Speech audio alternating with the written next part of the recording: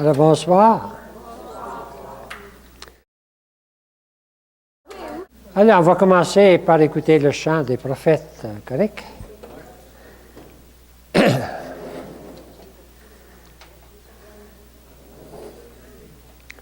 Mais là, c'est fort, Philippe.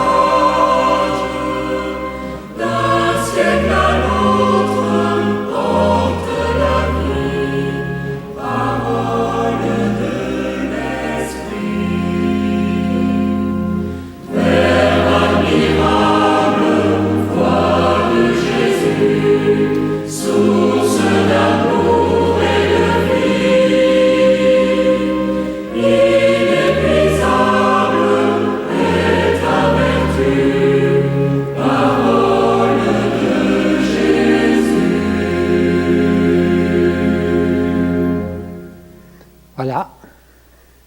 C'est notre dernière rencontre. Et puis, c'est la troisième sur le prophète Isaïe. Alors, on avait le premier, chapitre 139. On a retenu un mot, Emmanuel. Hein? Il nous parle de l'Emmanuel. Le deuxième, chapitre 40 à 55, on a retenu un mot, j'espère, c'est le mon serviteur. Ce serviteur souffrant trop. Et nous arrivons au troisième, Isaïe. Vous voyez qu'on ne pouvait pas les mettre ensemble. Il y a trop de choses dedans. Et là, il y a un autre mot qu'on va ajouter. On vous dira tout à l'heure. Alors, c'est pas le même. Il y a 2 siècles entre le premier et le deuxième. Sinon plus. Hein? Même plus que 2. Alors, voici le portrait du troisième. Il est très différent des 2 premiers. Il a été pris par surprise, celui-là. Je pense que c'est une peinture de Michel-Ange, je pense, je ne sais pas trop. Alors, parce qu'il y a beaucoup de reproductions des prophètes. Y a-t-il des prophètes? Pas trop? Il est plus jeune, hein? Alors, peut-être qu'il est plus jeune. Alors, simplement pour dire que vous avez votre feuille, la feuille est jaune, on approche de Pâques, le soleil est là. Alors, la présentation, au début, c'est une présentation du chapitre 56 à 66 de Isaïe. Je ne sais pas si vous avez remarqué qu'on lisait ce matin, si vous êtes à la messe, une partie d'Isaïe. Avez-vous remarqué le chapitre? Ben oui, il faut toujours remarquer le chapitre, parce que c'est bien différent. Le premier, puis le deuxième, puis le troisième. Alors, ce matin, c'était dans le troisième, je pense. J'espère. Oui, je pense que c'était dans le troisième. Alors, Isaïe, chapitre 65. C'est presque à la fin. C'est presque à la fin. Hein? Bon, lui est bon. OK. Alors, voici un peu, pour présenter un peu cette troisième partie du livre d'Isaïe. C'est le livre d'Isaïe, ce n'est pas le personnage, lui, on l'a perdu il y a 2 siècles. Mais dans le livre, alors, où est-ce qu'on arrive avec le troisième? Eh bien, on est toujours dans... Alors, je remets tout le temps ma feuille ici, vous l'avez devant vous. Le premier Isaïe était ici. On était sous la dominance de l'Assyrie. Le deuxième Isaïe est ici. On était sous la dominance de... On peut dire encore Babylone, mais pas tout à fait. Les Perses déjà commencent. Et le troisième Isaïe, c'est vraiment sous la domination des Perses. Alors, vous voyez, bon, ça va. Alors, l'Empire perse va durer 2 siècles, jusqu'à 332, 331, quand va arriver Alexandre le Grand, un Grec, qui va tout bouleverser Et alors, mais on a 200 ans presque ici, voyez-vous, entre 538 et 332 à peu près, où l'Empire perse domine. En attendant, Alexandre, qui lui ça va être encore la même place, accepter un petit peu plus. Parce que l'Empire perse, je l'ai mis ici, il va s'arrêter en Asie mineure, puis il va essayer de s'emparer de... Vous connaissez un peu l'histoire de la Grèce? Pas beaucoup? Il va essayer, si vous avez l'histoire, quand on regarde ça du côté des Grecs, c'est tout à fait différent. Hein, la victoire. Oh, le marathon. Marathon, ça vient de quoi? C'est que les Perses ont voulu s'emparer. Puis à un moment, c'est les Grecs qui ont gagné cette fois. Et puis il y a un monsieur qui est parti à la course. 40 km, je pense. Puis quand il est arrivé pour dire on a gagné, il est mort. Puis c'est la source du marathon. Alors c'est tout dans cette période-là. Mais là, on est rendu en Grèce, voyez-vous, l'Empire s'en va, c'est pas très clair, mais en haut, là, c'est la Grèce, ça. Il a dépassé un peu le détroit, là, et puis il est entré finalement presque en Europe. Ça va être l'empire d'Alexandre, lui, il part de Grèce, de Macédoine, puis lui, il va tout s'emparer de ça à l'envers, 331.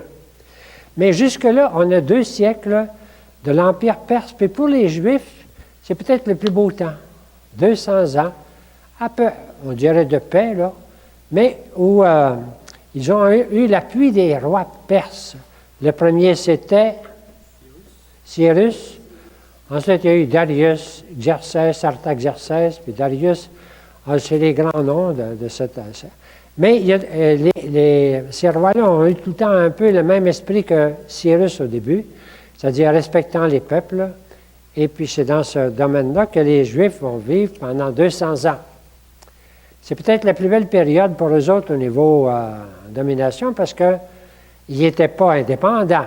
Ils étaient tout le temps dans ce grand royaume-là, mais ils étaient plus indépendants qu'ils l'avaient été avec Babylone, puis qu'ils l'avaient été avec la Syrie, puis qu'ils vont l'être avec les Grecs puis les Romains. C'est peut-être la plus belle période pour eux autres. Une période où va naître ce qu'on appelle le judaïsme. Bon, j'ai dit ça un peu vite, là. Alors, l'Empire perse va durer 2 siècles, jusqu'à 300. Alors, il y a une période de paix, on pourrait dire, bon, ça va. Et avec le 3e Isaïe 3, nous sommes au retour de l'exil. Nous sommes à Jérusalem. Les gens sont revenus. Vous vous souvenez, la dernière fois, c'est l'Isaïe 2. Vous vous souvenez? Avant qu'ils partent, ils voyaient ça d'avance.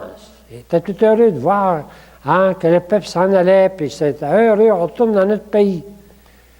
L'autre, le 3e, lui écrit une fois qu'ils sont rendus. Au retour de l'exil. Il y a eu plusieurs caravanes. Quelqu'un demandait ça l'autre jour.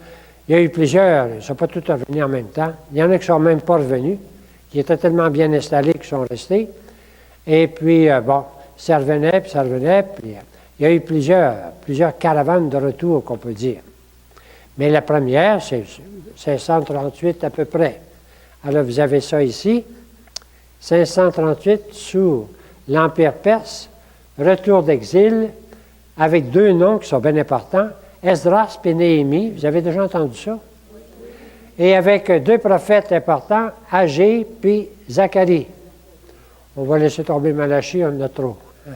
Correct? Alors, mais ça va, le retour se couvre finalement 2 siècles. 2 périodes, avec des personnages très différents. Des fois, on les mêle beaucoup ensemble, mais ce n'est pas du tout la même chose. Il y a ceux qui sont arrivés, puis il y a 70 ans plus tard, il y a ceux qui sont... alors, ceux qui ont agi, ce n'est pas du tout les mêmes. Les 2 premiers qui sont arrivés, on peut dire c'est Zorobabel et un prêtre qui s'appelait Josué, grand prêtre. C'est ceux qui sont arrivés, ça. Mais 60 ans plus tard, il y en est arrivé d'autres. Néhémie, comme gouverneur, et puis un autre prêtre qui s'appelait Esdras. Des noms très importants dans la Bible, et des noms très importants aussi dans l'histoire d'Israël. Parce qu'on va voir comment ils ont marqué beaucoup, surtout Esdras a beaucoup marqué toute l'histoire, la Bible, l'histoire d'Israël. Alors, il y a eu deux périodes. Quand ils sont arrivés, il y a eu la construction du temple. Ça leur a pris plusieurs années avant de se décider, et puis avant de le faire, on va voir. Mais finalement, vers 515, ils ont eu la dédicace du temple. Ils avaient reconstruit le temple. Et là, c'est Zorobabel puis Josué. Quand on a commencé notre cours, vous vous souvenez, vous avez fait trouver une phrase qui s'appelait « Courage, Zorobabel! Courage, Josué! » Vous vous souvenez de ça? Ah oui, c'était dans votre première feuille. Courage! Alors, ça prenait du courage. Hein? Zorobabel, vous n'entendrez plus parler de Zorobabel trop. Bon, ça va. Et puis, un peu plus tard, 60 ans plus tard, l'autre siècle, on peut dire, la restauration de la ville, les remparts. Alors, ça a pris du temps. Donc, on couvre une période assez large quand on parle du retour de l'exil. C'est un peu... Alors là, il ne faut pas mêler Zorobabel et Josué avec Esdras et Néhémie. Il y a au moins 70 ans entre les deux. Correct? Bon. La situation. Alors, on a vu, quand on a vu ça avec Isaïe, c'était le retour triomphant, puis hein, tout heureux de partir, puis ils s'en vont, puis ils retournent dans leur pays. Mais une fois arrivé là, c'était pas si drôle que ça. Alors, la grande déception, parce que ça n'a pas été facile. Ça faisait 70 ans qu'ils étaient partis, ou 60 ans. Il y en a qui avaient pris leur terre. Il y en a qui étaient arrivés des voisins, puis s'étaient emparés. Tout était en destruction. Il n'y avait plus rien. C'était pas si drôle que ça de revenir dans son pays. Alors, on n'a pas du tout l'enthousiasme du deuxième Isaïe avec le troisième, en partant.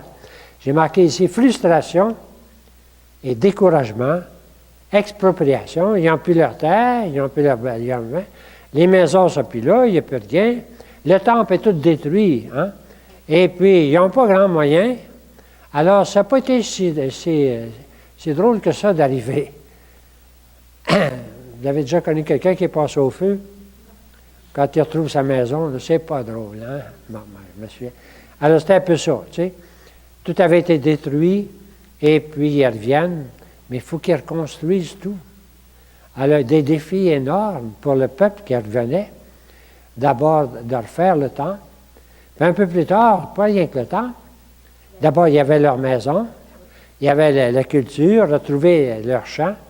Et puis, il y avait ensuite, un peu plus tard, bien, se protéger, relever les remparts de la ville. Alors, tout ça, c'est pour ça qu'on veut dire un certain découragement, une certaine frustration. Ça fait partie de leur histoire. On se sent proche d'eux autres à plusieurs moments. Ce n'est pas un qu'en exil, c'est le retour. Et des défis énormes que j'ai marqués, je les ai dit, et des difficultés avec les voisins. Ah oui, il y avait ceux qui étaient restés là, les Samaritains, plus ou moins, le peuple qui était resté là alentour, ils ont dit, on va vous aider. Ils ont dit, on ne veut pas votre aide. Il fallait que ce soit rien que les Juifs qui refassent le temple. Ça ne les a pas aidés. Ça n'a pas pris tant que les voisins n'étaient pas contents, puis hein, ils les ont dénoncés, on pourrait dire, auprès du roi, puis il y a eu toutes sortes d'intrigues de toutes sortes pour essayer qu'ils ne bâtissent pas les remparts, entre autres, ni le temple. Alors, ça va être long. Ça va durer 2 siècles, 1 siècle avant que les remparts soient rebâtis. Donc, c'est un grand défi qu'ils vivent. Est-ce que ça va pour ça? On comprend un peu. Néhémie, lui, il est resté auprès de l'empereur, mais c'est un ami de l'empereur, et c'est l'empereur qui va l'envoyer avec une autorité pour dire aux voisins, vous allez les aider. Puis, alors, c'est pour ça qu'ils ont tout le temps eu, on pourrait dire, l'appui des rois perses. Heureusement. Alors, ça, c'est tout écrit, ça, dans le livre d'Esdras et le livre de Néhémie. Si vous voulez lire un vrai roman, vous lirez le livre de Néhémie, qu'on lit à peu près jamais, ou d'Esdras qui racontent tout ça. Alors, ce n'est pas les prophètes, ça. C'est des livres du gouverneur Néhémie et du prêtre Esdras. Mais il y a deux prophètes qui sont là en même temps, plusieurs. Il y a Isaïe 3, puis il y a le prophète Agé et le prophète Zacharie. Donc, deux prophètes. Donc, on a des témoins de tout ce qui se passe. On ne sait pas tout, mais on a des témoins. Et on a les textes. N'oubliez pas que les prêtres, pas les prêtres, les rois dans ce temps-là, ils écrivaient ce qu'ils faisaient. Hein? Ils se vantaient de tout. On trouve des documents d'archéologie qui viennent confirmer tout ça. Alors, le courage, là, vous comprenez où il se trouve? Un peuple qui a besoin de courage. Ils sont là découragés. Et puis, il essaie de s'installer, commencer pour survivre, et puis ensuite pour vivre. Puis là, le prophète va venir dire, bien, écoutez, vous avez des maisons, mais le temple n'est pas fait.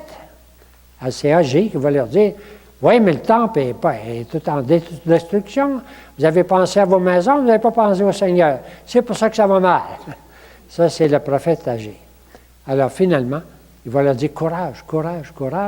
Et puis ils vont se mettre à refaire le temple, à rebâtir le temple. Alors, à travers tout ça, et c'est un peuple, on comprend, je ne sais pas si vous commencez à comprendre un peu la Bible. Dieu a choisi un peuple, toute la vie du peuple, tout ce qu'il a vécu, hein, ça fait partie de la Bible. C'est-à-dire tout ce qu'il a vécu. C'est à travers ça que le Seigneur va révéler sa parole, puis son plan. C'est ça qu'il veut. Il aurait pu prendre un grand peuple, puis ça n'aurait pas été mieux. C'est un petit peuple. Il a vécu toutes sortes de choses, mais c'est à travers ça que se fait la parole de Dieu. Et ça nous rejoint. Alors, Dieu ne parle pas rien pour les grands peuples qui ont réussi. Il n'y en a pas tellement. Il ne parle pas pour les Romains. Avec les Romains et les Grecs, il parle aux Juifs. Un petit peuple qui a été malmené de toutes sortes de façons, qui a vécu toutes sortes de difficultés, mais justement, c'est à travers ça que se fait la parole de Dieu. Et c'est pour ça que la Bible est proche de nous autres, entre autres. C'est le mystère du Seigneur, de son choix. Hein?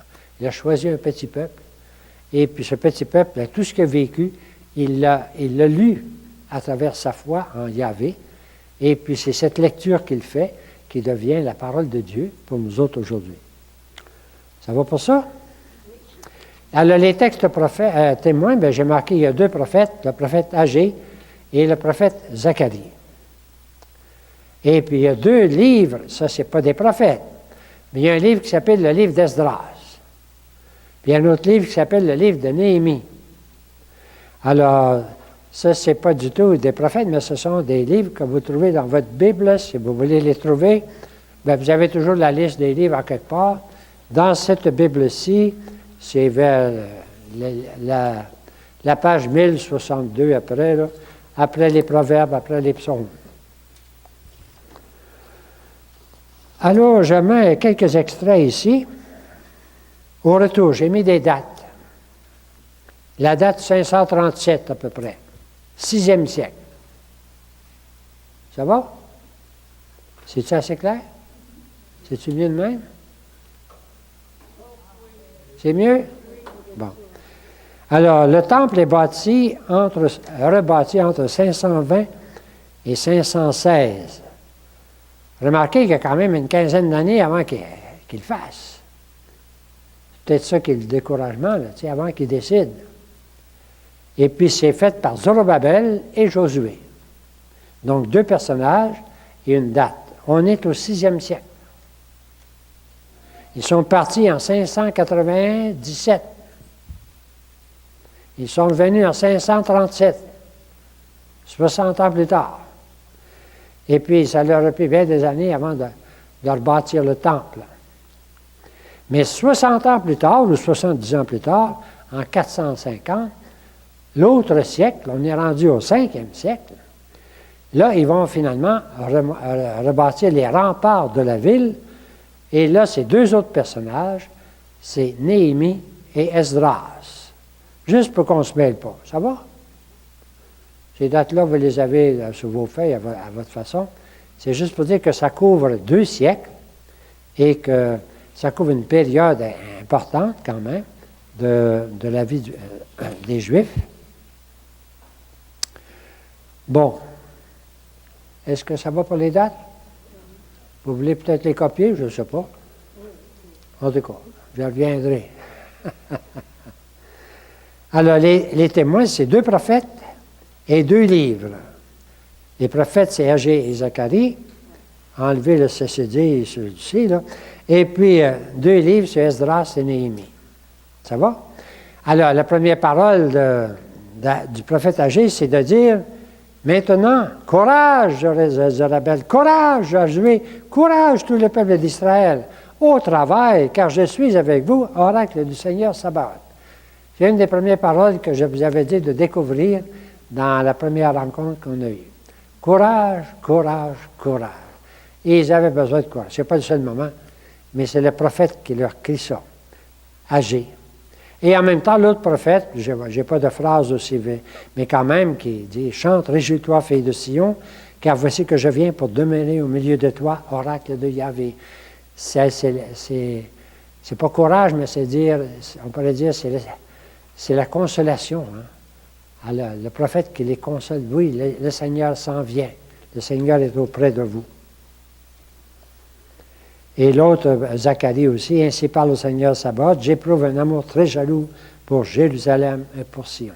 Alors, les 2 prophètes sont là pour encourager et puis conforter, réconforter, en même temps que travaillent les 2 autres. Ça va? Alors, si on va dans les 2 livres d'Esdras et de Néhémie, eh bien, le livre d'Esdras, qui est un prêtre, et voici comment lui commence son livre, c'est le chapitre 1 au début. La première année de Cyrus, roi de Perse, il fit proclamer, « Ainsi parle Cyrus, quiconque parmi vous fait partie de tout son peuple, que son Dieu soit avec lui. » Donc, c'est le décret de Cyrus qui renvoie tout le monde chez eux. On l'a vu ça la dernière fois. Qu'il monte à Jérusalem, en Juda, qu'il bâtisse le temple de Yahvé, le Dieu d'Israël. C'est le Dieu qui est à Jérusalem.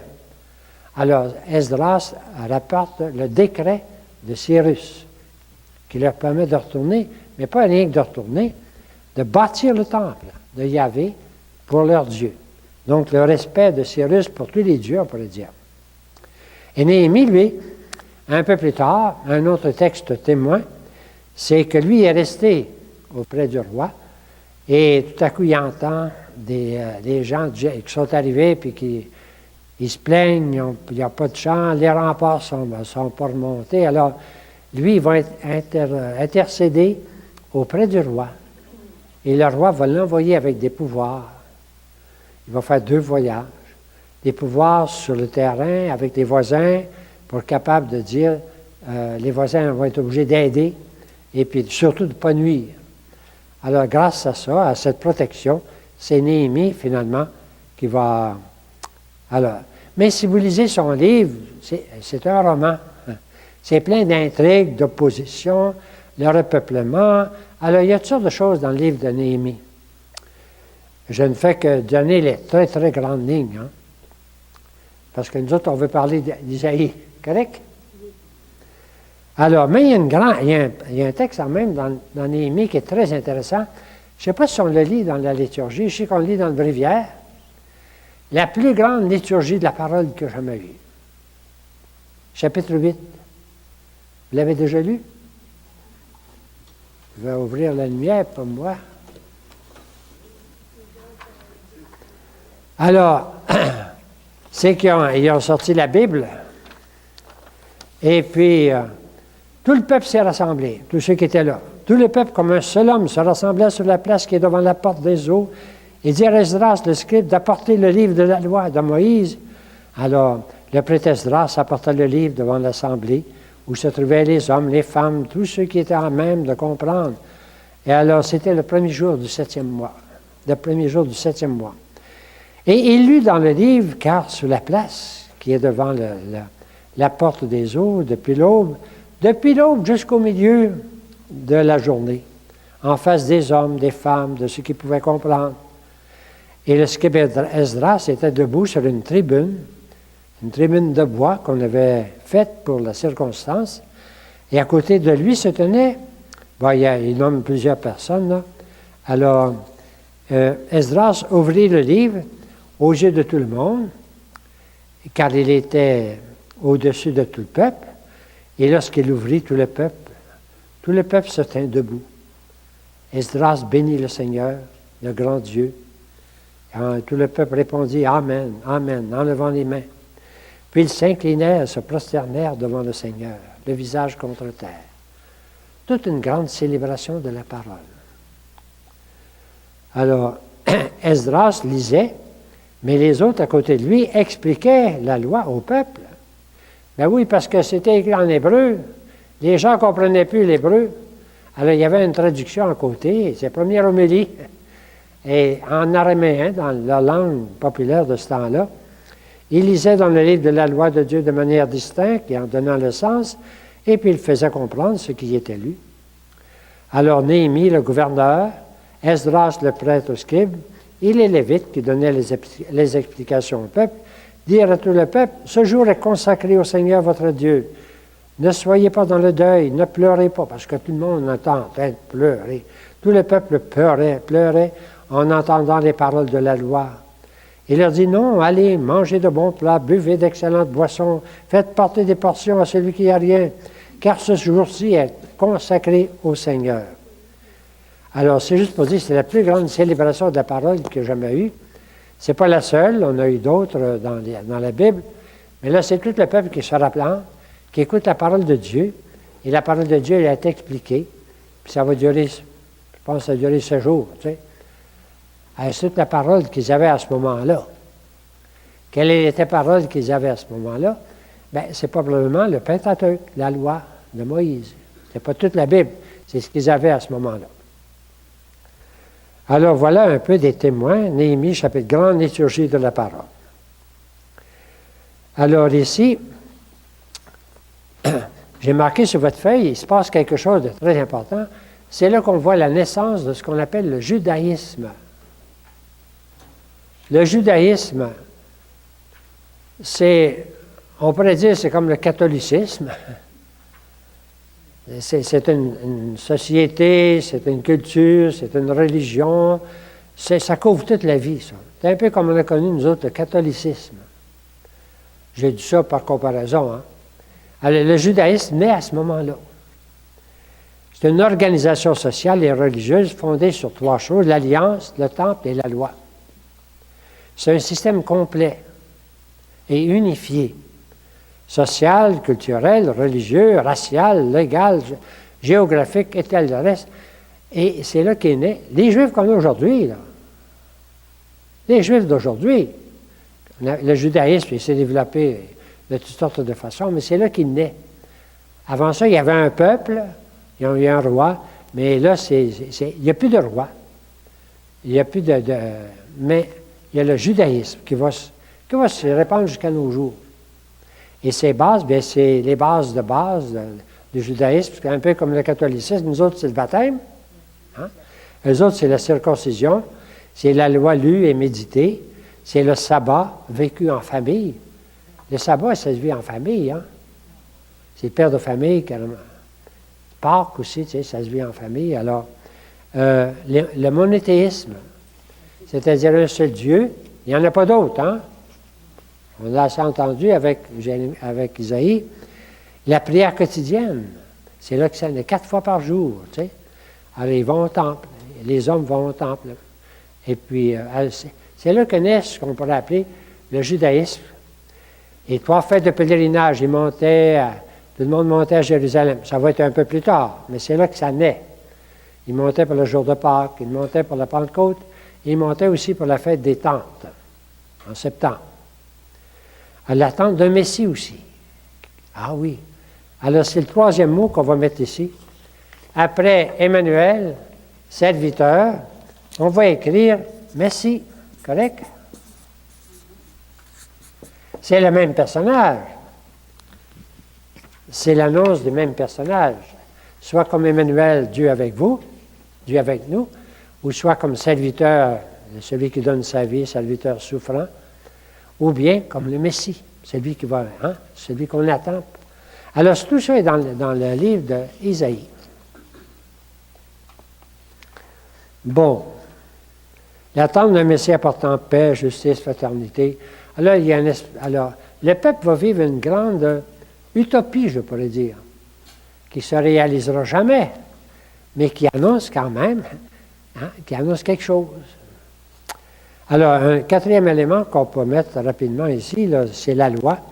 C'est que la loi commence, oui, à s'imposer, mais là, il y a ceux qui l'interprètent comme ça, puis l'autre s'interprète comme ça. Là, il y a beaucoup de, on pourrait dire, discussions entre ce qu'on appelle les libéraux et conservateurs. Ça date de ce temps-là. Alors, c'est pas fini, hein? Il n'y avait pas le Parti québécois, mais quand même. De ces problèmes internes, on a l'écho tout le long du passage avant. Et il va naître aussi ce qu'on appelle très fort dans l'Évangile, quand Jésus dit un reproche aux Juifs leur tradition. Bien, qu'est-ce qu'il veut dire? C'est souvent la tradition orale. C'est très important pour eux. Il y a l'écrit, mais il y a l'oral. L'écrit, peu à peu va s'affirmer, mais eux autres, ils l'interprétaient. Il y avait des écoles qui l'interprétaient, puis ils l'interprétaient de toutes sortes de façons. Puis ils ajoutaient, puis ils ajoutaient. Alors c'est là que naît aussi ce qu'on appelle la tradition orale, que Jésus refuse. Il est pour la loi de David, mais vous avez fait avec votre tradition, vous avez fait un tas d'affaires.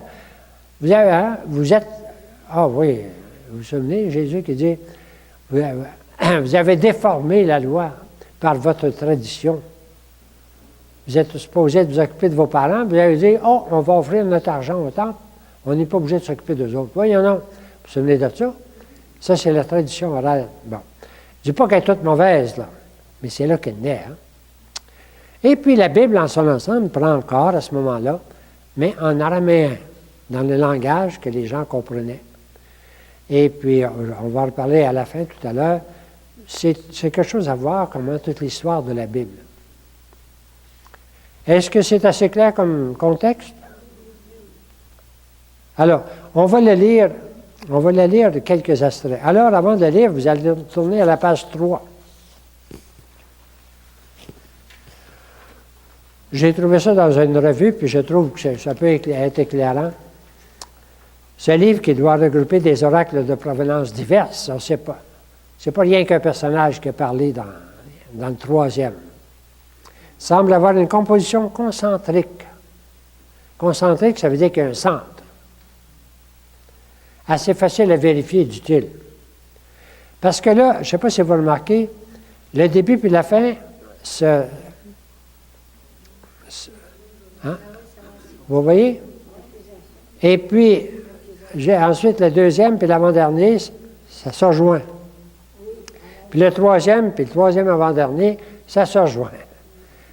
Ça, il y en a qui lisent, c'est une façon de parler ou de penser de beaucoup de textes qu'on peut étudier de cette façon-là. J'ai un confrère qui explique notre fondateur de cette façon-là. Moi, ça finit par me fatiguer un petit peu, mais le fait d'étudier comment un texte est composé, ça nous aide à découvrir le centre, et tout s'en va vers le centre. Alors, et puis on s'aperçoit souvent, c'est notre façon de parler. Si je veux vous présenter quelque chose, il faut que je commence. Je ne commence pas de même. Je commence par quelque chose, hein? Et puis je le prépare, puis j'arrive à ce que je veux dire. Puis ensuite, bien, oui, je conclue, puis tout ça, puis je retrouve à la fin ce que j'ai dit au début. Ça fait partie souvent d'une façon de parler. Et puis on le voit un petit peu ici dans cet extrait, dans cette... je n'insisterai pas sur chacun des aspects, mais sur trois principaux. Alors, quand on regarde la structure, vous pouvez analyser beaucoup de textes de cette façon-là, et vous arrivez, quel est le centre? Tout va vers le centre. Alors ici, le centre, c'est le prophète Messie. C'est lui qui est au centre. Ce n'est pas un gros texte, mais si on le lit comme ça à la suite, mais si on le met dans cette structure-là, on s'aperçoit que c'est ça qui est le centre. C'est le prophète Messie. C'est le Messie. Et c'est le texte le plus important de cette partie-là.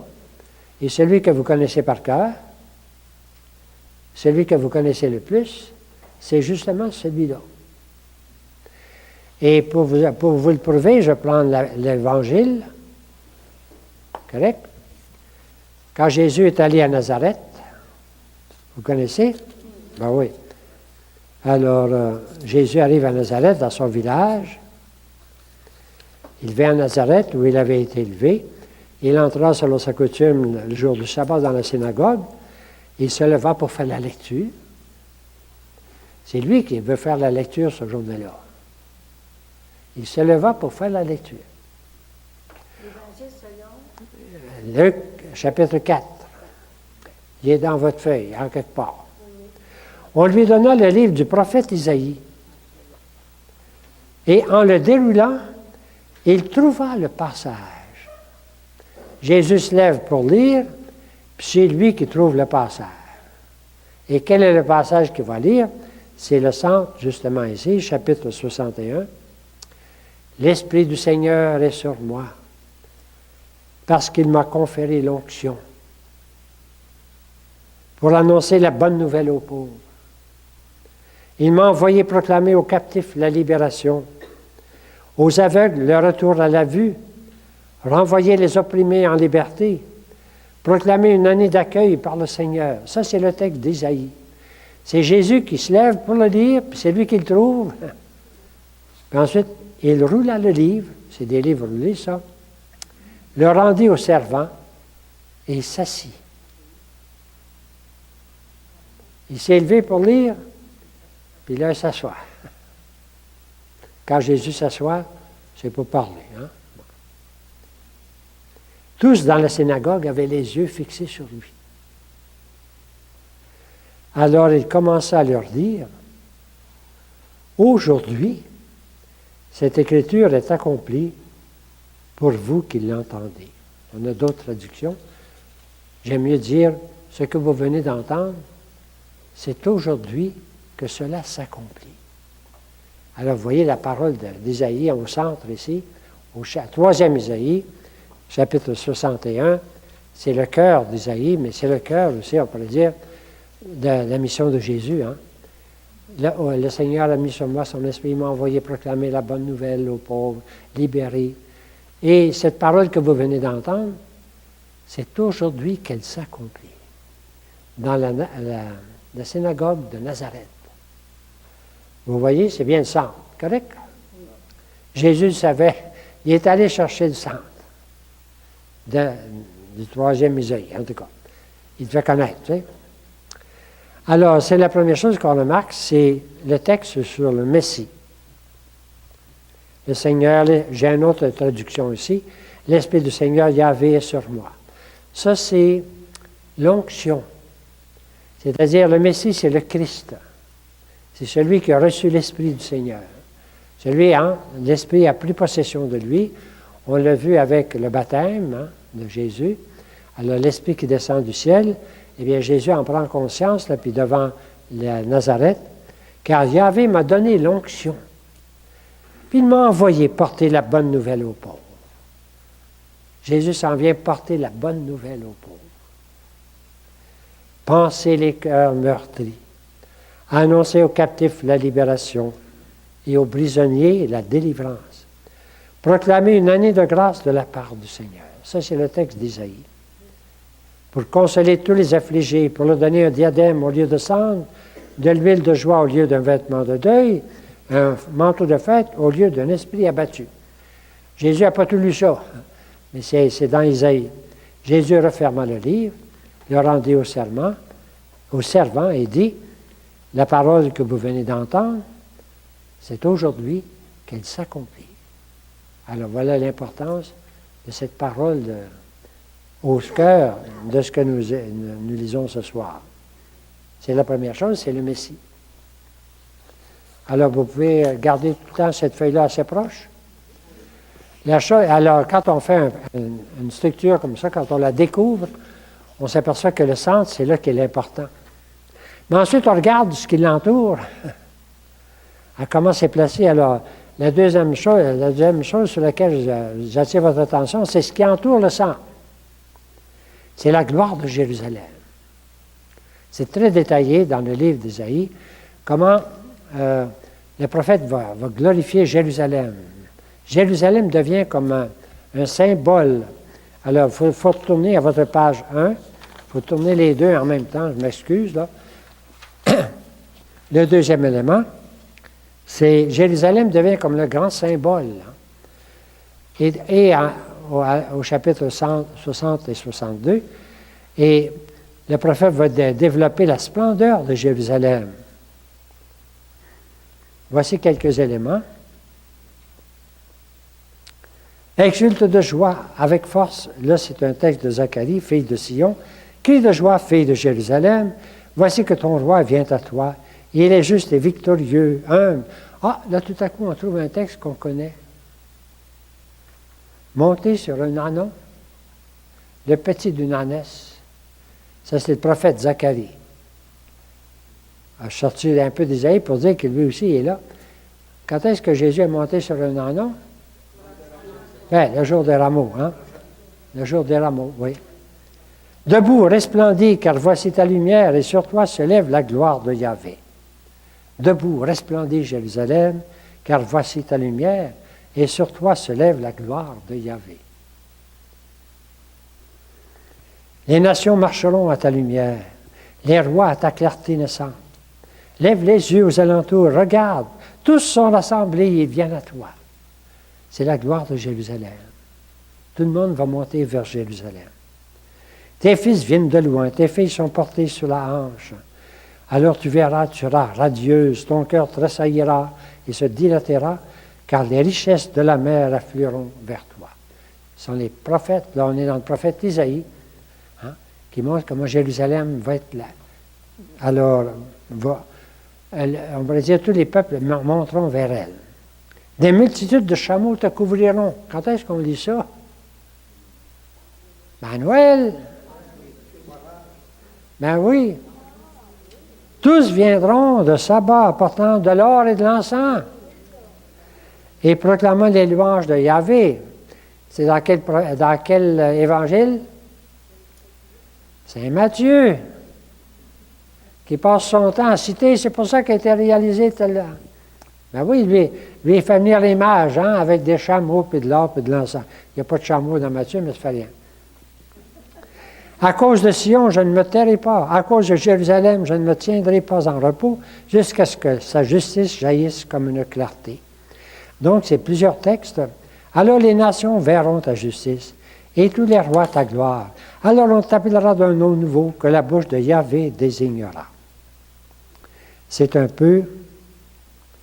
On ne te dira plus délaissé, et de ta terre, on ne dira plus désolation. Les noms sont importants, hein? Mais on t'appellera, mon plaisir est en elle, et la terre épousée, car Yahvé va trouver en toi son plaisir, et ta terre sera épousée. On a vu ça avec Osée, hein? Tu seras une couronne de splendeur dans les mains de Yahvé. Alors, c'est le deuxième élément. Vous voyez plusieurs textes ici, vous pouvez en relire. Alors, au cœur, le prophète, puis alentour, toute la gloire de Jérusalem. Et puis, alors, le troisième élément, je vais le trouver autour, au début puis à la fin. Mais avant ça, ici, il faut que je vous montre ici un petit peu plus. C'est qu'en même temps, sur la feuille, ici, j'ai marqué en même temps ici, sur... il y a Jérusalem, la gloire de Jérusalem. Tout le monde, l'humanité va monter Jérusalem, vers Jérusalem. Alors, c'est le grand rêve, hein? C'est le grand rêve qui commence à ce moment-là et qui va aller jusqu'à la fin du monde.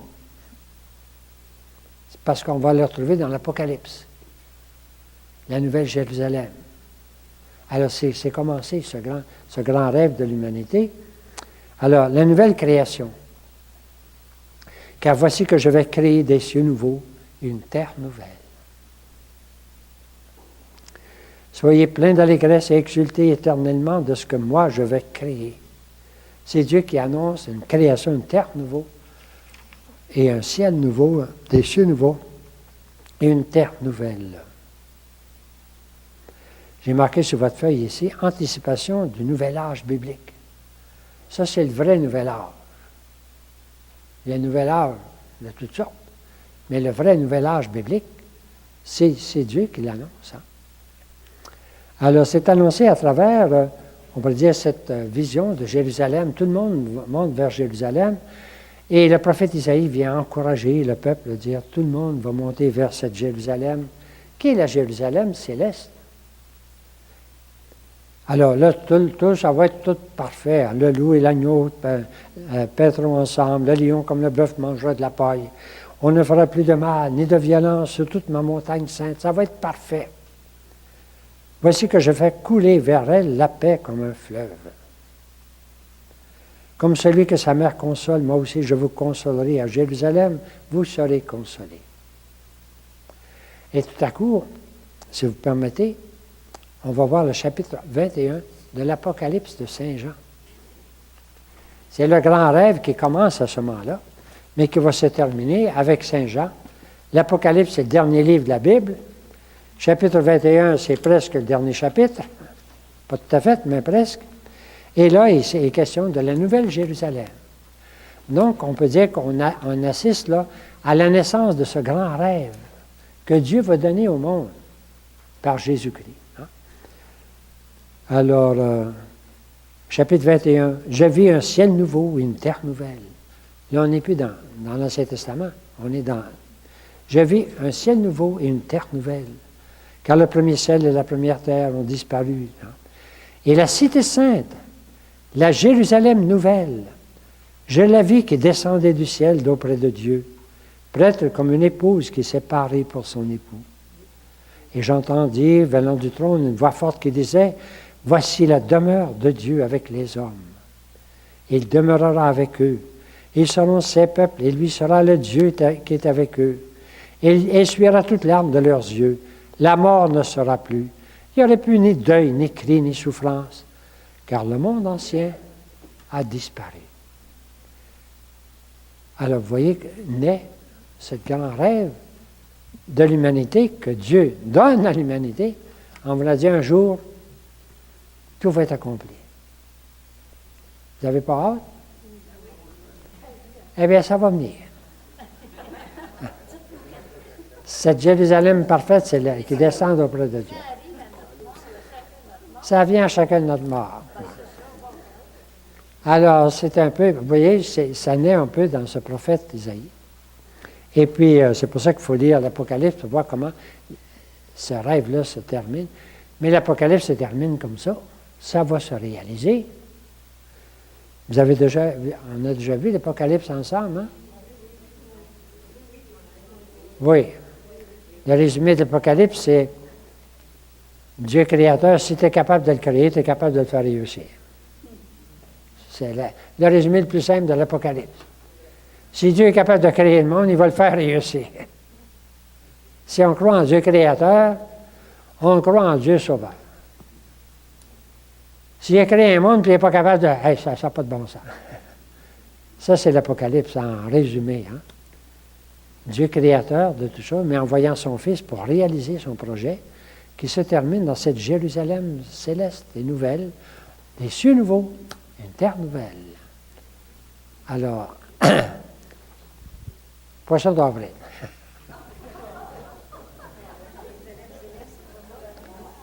J'ai vu un ciel nouveau, une terre nouvelle. J'ai vu la cité sainte, Jérusalem nouvelle, qui descendait du ciel de chez Dieu. Voici la demeure de Dieu avec les hommes. Ils seront son peuple, et lui, Dieu avec eux, ça ressemble à quoi? Emmanuel sera leur Dieu. De mort, il n'y en aura plus. De pleurs, de cris, de peine, il n'y en aura plus, car l'ancien monde s'en est allé. On va se reposer. Ça va? Alors, vous avez le cœur, c'est le Messie, et puis tout autour, c'est la nouvelle Jérusalem. Alors, ce qui est à venir, nous gardons en réserve deux grands prophètes. Des prophètes de l'exil aussi, du même moment, mais il fallait sauter par-dessus, c'était trop. Le prophète Ézéchiel, c'est tout un prophète. Il est moins connu qu'Isaïe, moins connu, mais il est aussi important. Et on en connaît des grandes pages. Alors, moi, je proposerais à l'automne de revenir sur Ézéchiel puis Jérémie, deux prophètes de l'exil. Un à Jérusalem, puis l'autre en exil. Alors, on a déjà cette idée de l'exil, là, mais là, on irait chercher dans 2 grands textes pour compléter la présentation des prophètes. Et peut-être qu'on jettera un coup d'œil sur les prophètes non écrivains. Je n'ai pas préparé ça encore, je vous le propose. Sur les prophètes Élie et Élisée, ici, au 9e siècle, qui sont très différents, mais un coup d'œil nous permettrait de voir comment ils s'inscrivent dans ce grand courant de prophétie. Et puis plus tard, j'aimerais vous présenter un moment peut-être toute une autre sorte de livre de la Bible qu'on appelle les livres de la sagesse. Mais ça, c'est tout un autre. Peut-être que c'est ça pas à l'automne, je ne sais pas. Mais c'est toute une autre sorte de livre. Ça fait partie de la parole de Dieu. Hein? Et puis, la littérature d'Apocalypse, ça ne m'intéresse pas plus que ça. Le livre de l'Apocalypse, oui, mais dans l'Ancien Testament, pas plus que ça, mais quand même. On pourrait jeter un coup d'œil dans le livre de Daniel, qui lui annonce beaucoup l'Apocalypse. Tout ça, c'est pour dire que si vous voulez, en septembre, je proposerai peut-être une autre session, à partir de surtout Jérémie, Ézéchiel, et puis Élie, Élisée peut-être Daniel. On a pour 5-6 jours, 5-6 rencontres au plus, peut-être plus. Je vous l'annonce déjà, mais je commence à les préparer. J'ai mis encore, en plus de ça ici, pour terminer, pour dire qu'on a quelques dates, un regard d'ensemble maintenant sur toute la Bible, les grandes dates. Alors, c'est Abraham, Moïse, David. Une fois qu'on a ces trois grandes dates-là, très anciennes, avant la Bible, mais la Bible nous en parle. Alors, Abraham, Moïse, David. Bon, après ça, il y a la séparation, là, ici, et puis l'exil. J'avais mis, ça c'est une date aussi assez importante, c'est 6e siècle. L'exil. Il y a le départ, puis le retour, puis tout ça. Oui. Les empires, bien, maintenant vous connaissez, j'ai un beau petit livre ici que j'ai reçu ce soir en cadeau. Si je le trouve, je vais vous le proposer, mais c'est excellent pour refaire un peu ce qu'on a vu ensemble. S'il existe encore. On va aller voir s'il existe. Ah, c'est vendu par Mediapol, mais des fois, c'est épuisé. Mais c'est un livre qui nous permet de voir. C'est pédagogique. Alors, je l'ai reçu. Alors, les empires, bien, vous avez la Syrie, Babylone, les Perses, la Grèce, puis Rome. Il ne faut pas les mêler, mais on les a tous un par derrière l'autre. Et peut-être le plus profitable aux Juifs, c'est l'Empire perse. J'ai résumé ici une petite idée de tout ça, là. C'est quoi? C'est la Bible, là. Et il y aurait des spécialistes pour nous parler pendant des heures.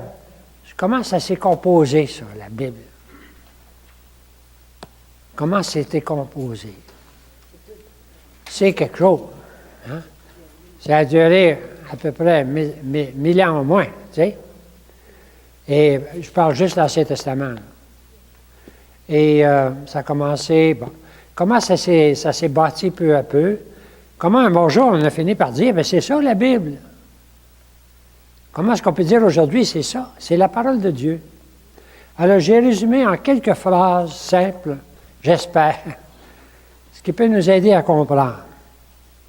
Au début, il y avait des traditions orales, vivantes. Quand le peuple vivait, du temps d'Abraham, puis les patriarches, puis, ils vivaient des choses, mais c'était un peuple oral. Ils racontaient, hein? C'était un peuple qui vivait, mais il racontait. Il se racontait beaucoup. Alors, donc, il y avait toutes des traditions. Il a raconté l'histoire d'Abraham. Parce que c'était historique, ça. La sortie d'Égypte. Et ils se racontaient ça, tu sais. Et puis, peu à peu, donc, il y avait toutes ces traditions. Abraham, l'Exode, le désert, l'entrée en Canaan. C'est toute une histoire au début, c'était oral. Et il y avait deux traditions différentes, le nord et le sud. C'est-à-dire qu'à un moment, il y a une tradition où on appelait Dieu Yahvé. Puis l'autre, on l'appelait Élie. Alors aujourd'hui, ceux qui étudient la Bible, vous avez ça dans les introductions savantes, ils disent cette phrase-là, ça fait partie de la tradition où on parlait de Dieu Yahvé, puis celle-là, ben, ça fait partie de la tradition où on parlait de Dieu comme Élie. Ça s'est tout groupé à un moment, ça. C'est pas facile à comprendre. Mais il y a des traditions orales qui ont commencé par être écrites et qui n'appelaient pas Dieu de la même façon. Au nord, on avait la tradition de Élie. Elle, ou si vous voulez, elle, c'est Dieu. Israël, Babel, mettez-en tous les mots qui finissent par elle, c'est le nom de Dieu. Mais on connaît toute la tradition aussi avec Moïse, mon nom c'est Yahvé. Donc toutes ces traditions ont fini par être recueillies et puis être unifiées peu à peu.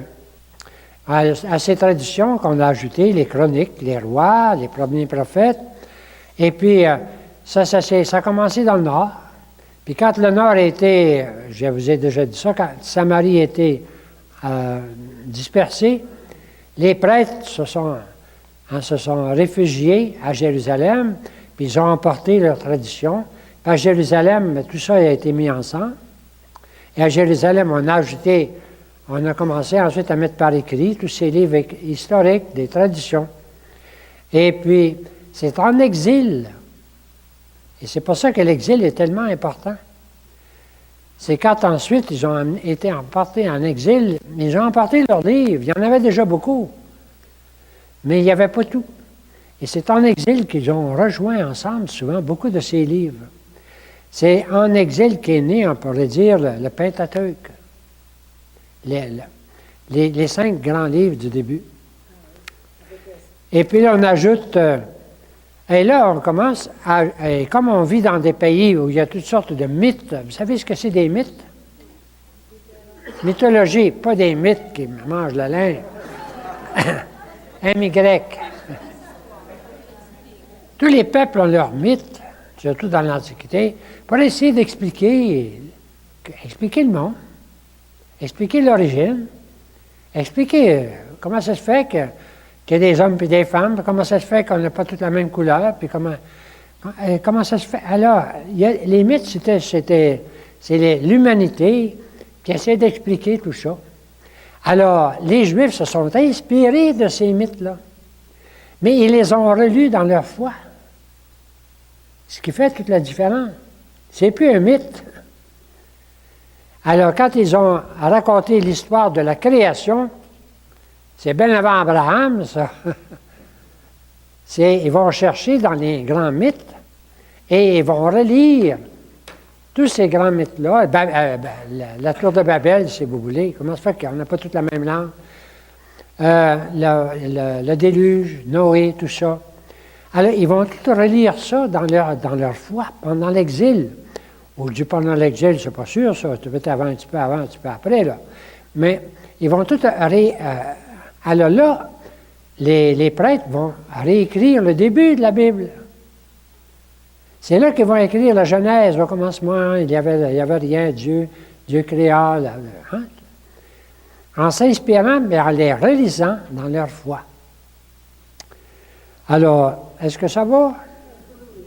Pas facile d'expliquer en quelques mots, je ne suis pas un spécialiste de ça du tout, mais j'essaie de comprendre, moi. Et avec Esdras, on a parlé tout à l'heure d'Esdras, celui qui disait la parole de Dieu. Eh bien, c'est lui qui a probablement réuni toutes les traditions dans le Pentateuque. En tout cas, on a dit qu'il est le Père de la parole de Dieu, le Père du peuple. Alors, parce que c'est probablement à ce moment-là que tout était réuni dans le Pentateuque.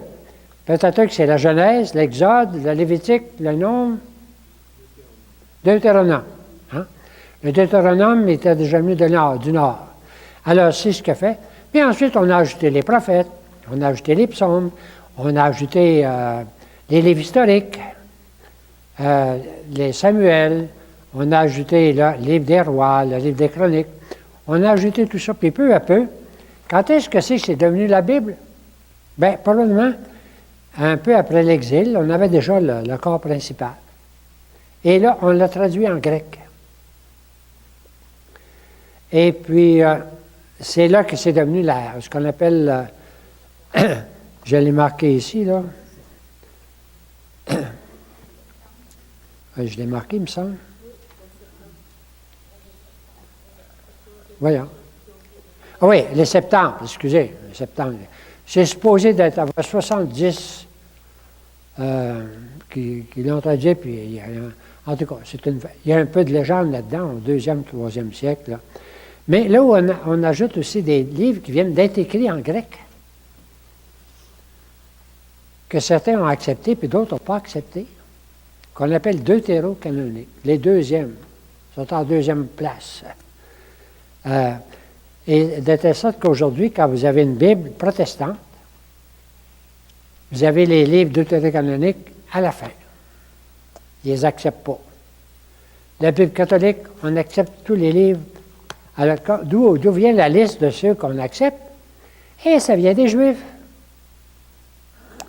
C'est qu'à un moment, les Juifs, il y avait ils étudiaient la Bible beaucoup, comme aujourd'hui encore. Hein, ils étudiaient beaucoup la Bible, la parole de Dieu. Et à un moment, bien, ils ont décidé, une fois après Jésus-Christ, vers l'an 90 peut-être, ils ont été chassés de Jérusalem. Ils se sont réunis dans une petite ville, c'est Jamna, une affaire de même, là. Et puis là, les prêtres ont décidé de dire, qu'est-ce que c'est que les livres qu'on accepte?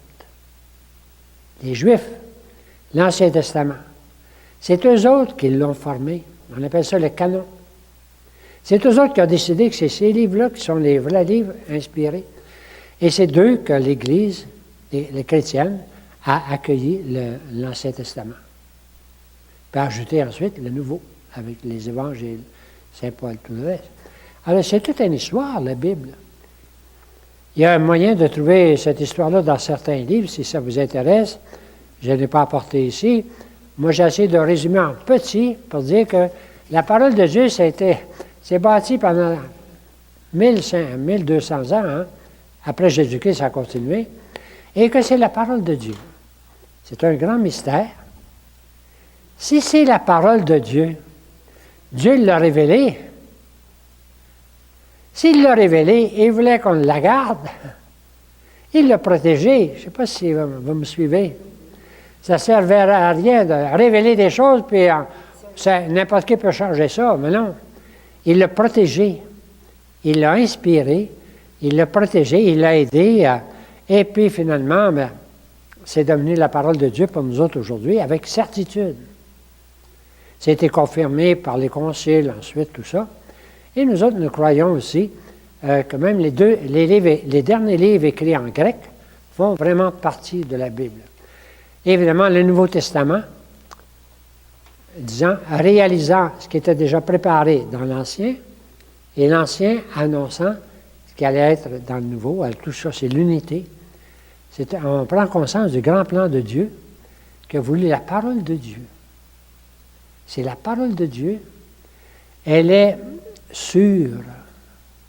Parce que Jésus a donné à son Église l'autorité pour dire c'est sûr. Jésus lui-même, il a ouvert le livre et dit c'est aujourd'hui que c'est accompli. Donc, nous donnant, on pourrait dire, toute la valeur de la parole de Dieu. J'irai un petit peu plus loin. Ça, je ne sais pas si quelqu'un a dit ça, mais moi, je vais le dire quand même. Moi, je pense que c'est parce que l'Église va sanctionner les bonnes traductions. Et je pense que pour traduire la Bible, il faut être inspiré. C'est un peu fort, là. Pas inspiré de même, là. Mais si on veut rendre le vrai sens de la parole de Dieu dans des langages modernes, eh bien, il faut être proche, être très proche du sens spirituel, intérieur. Moi, je ne me croirais pas à une traduction faite par un incroyant, comme on traduirait un roman. Il ne comprend rien. C'est comme mon sens, moi, que pour traduire, et c'est pour ça qu'on est certain de plusieurs traductions, très bonnes traductions françaises.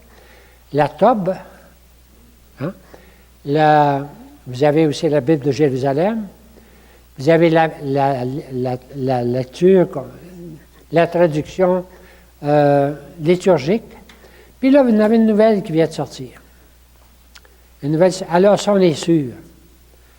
Si Dieu a voulu la parole de Dieu, bien, il s'est arrangé pour qu'on soit sûr. Moi, je dis c'est de bon sens. Hein?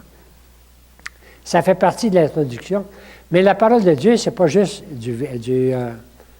c'est pas juste du littéral, ou c'est pas juste de l'écrit. Hein? Il faut la lire dans la prière, il faut la lire de l'intérieur. C'est pour ça qu'on la lit en liturgie. Il faut la lire dans la foi. Sans ça, on n'est même pas dedans. Je ne sais pas si ça vous aide, mais je voulais dire ça à la fin. Un petit résumé dont je ne suis pas fier, pas sûr qu'un spécialiste aimerait bien ce que j'ai dit ici, mais alors, cette liste est acceptée par les catholiques. Les protestants, eux autres, refusent les deutérocanoniques. Ils le mettent là quand même. Ils pensent que ce n'est pas inspiré. Nous autres, on pense que c'est inspiré. Alors, on a beaucoup c'est énorme de découvrir la Bible, mais c'est tellement riche, c'est tellement qu'on n'a pas fini.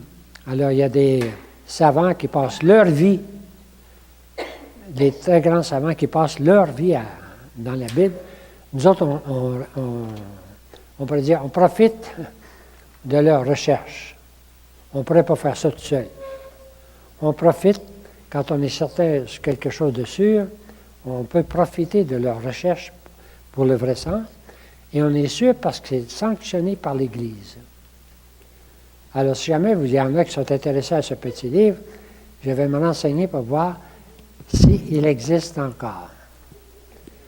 Alors, on vous fera une annonce à fin août ou début septembre pour une nouvelle, la poursuite de cette session.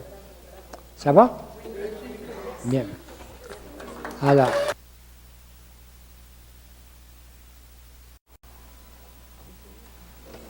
Livre du prophète Ésaïe, chapitre 56. Ainsi dit l'Éternel, gardez le jugement et pratiquez la justice, car mon salut est près de venir et ma justice d'être révélée. Bienheureux l'homme qui fait cela et le Fils de l'homme qui le tient ferme, qui garde le sabbat pour ne pas le profaner, et qui garde sa main de faire aucun mal. Et que le fils de l'étranger qui s'est attaché à l'Éternel ne parle pas, disant « L'Éternel m'a entièrement séparé de son peuple ». Et que l'eunuque ne dise pas « Voici, je suis un arbre sec ». Car ainsi dit l'Éternel, aux eunuques qui gardent mes sabbats, et choisissent les choses auxquelles je prends plaisir, et qui tiennent ferme mon alliance, je leur donnerai dans ma maison et au-dedans de mes murs une place et un nom meilleur que des fils et des filles. Je leur donnerai un nom éternel qui ne sera pas retranché. Et les fils de l'étranger qui s'attachent à l'Éternel pour le servir et pour aimer le nom de l'Éternel, pour être ses serviteurs, quiconque observe le sabbat, pour ne pas le profaner, et ceux qui tiennent ferme mon alliance, je les ferai venir à ma montagne sainte, et je les rendrai joyeux dans ma maison de prière. Leurs holocaustes et leurs sacrifices seront agréés sur mon autel. Car ma maison sera appelée une maison de prière pour tous les peuples.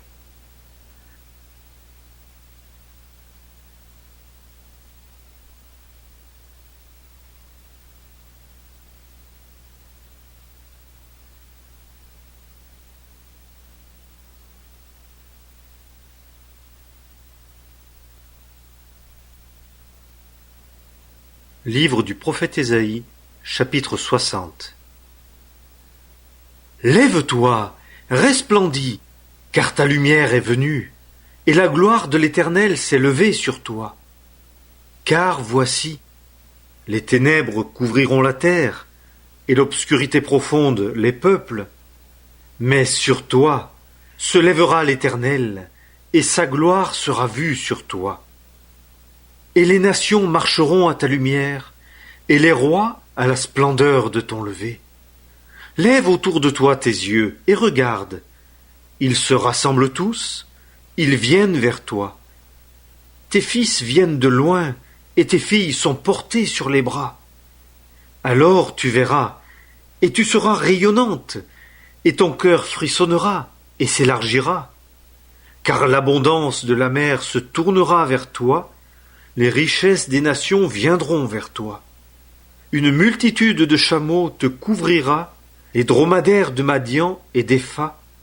Tous, ils viendront de Sheba, ils porteront de l'or et de l'encens, et annonceront avec joie les louanges de l'Éternel. Tous les troupeaux de Kédar se rassembleront vers toi, les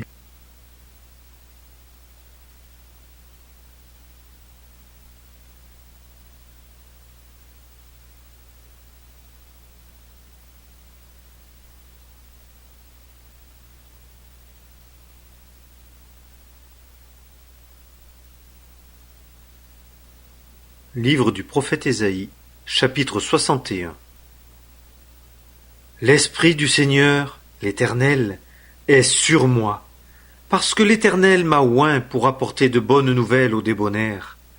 Il m'a envoyé pour panser ceux qui ont le cœur brisé, pour proclamer aux captifs la liberté et aux prisonniers l'ouverture de la prison, pour proclamer l'année de la faveur de l'Éternel, et le jour de la vengeance de notre Dieu, pour consoler tous ceux qui mènent deuil, pour mettre et donner à ceux de Sion qui mènent deuil l'ornement au lieu de la cendre, l'huile de joie au lieu du deuil, un vêtement de louange au lieu d'un esprit abattu, afin qu'il soit appelé térébinthe de justice, le plan de l'Éternel, pour qu'il soit glorifié.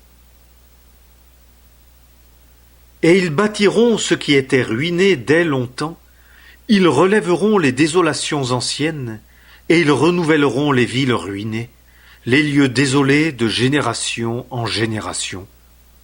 Et les étrangers se tiendront là.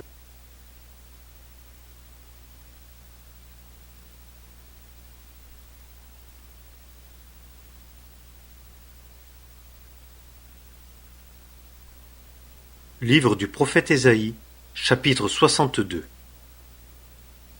À cause de Sion, je ne me tairai pas, et à cause de Jérusalem, je ne me tiendrai pas tranquille, jusqu'à ce que sa justice paraisse comme l'éclat de la lumière, et son salut comme un flambeau qui brûle. Et les nations verront ta justice, et tous les rois ta gloire, et on t'appellera d'un nouveau nom, que la bouche de l'Éternel désignera. Et tu seras une couronne de beauté dans la main de l'Éternel, et une tiare royale dans la main de ton Dieu. On ne te dira plus la délaissée, et on n'appellera plus ta terre la désolée. Car on t'appellera mon plaisir en elle, et ta terre la mariée. Car le plaisir de l'Éternel est en toi, et ton pays sera marié. Car comme un jeune homme épouse une vierge, tes fils t'épouseront, et de la joie que le fiancé a de sa fiancée, ton Dieu se réjouira de toi.